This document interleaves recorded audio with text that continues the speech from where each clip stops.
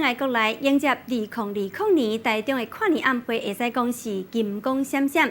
除了已经公开第一波的名单杨丞琳、徐佳莹以外呢，13号又搁再一出来公布，甜蜜教主王心凌嘛要留伫台湾，无要赶场，独家就伫台中陪这个迷众来跨年。而且拄好甲黄子佼摕到今年金钟主持人奖的选弟吴珊如，嘛第3届来担任着台中场的主持。这届呢，伊嘛甲大家头讲哦，将要伫跨年场来挑战着这卡车片拢无穿衫裤的这种情形。喜欢你怎么办？你微笑不要。伫台顶唱歌跳舞，甜蜜教主王心凌看起来真有自信，互现场的气氛嗨甲强要变过。迎接2020年，伊确定会留伫台湾台中陪歌迷做伙跨年。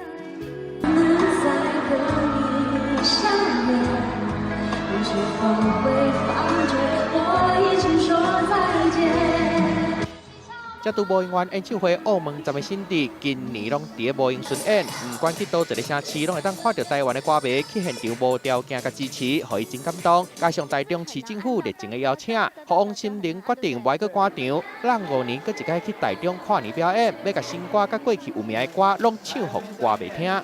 再看一下中间，再帮我们看一下中间。这拄甲黄子佼做伙摕到第54届金钟奖，又袂采甲实景节目主持人奖的选弟吴珊如，嘛第3届甲台中跨年主持的工课接倒来。希望自己可以呈现一个青春，然后又很开心，然后让大家看了就觉得很活力的感觉。甲金钟的斗头做伙北部中部饼场，各伊个穿的衫会落卡接片，大牌艺人一个接一个，要用上海气氛来迎接2020。记者综合报道。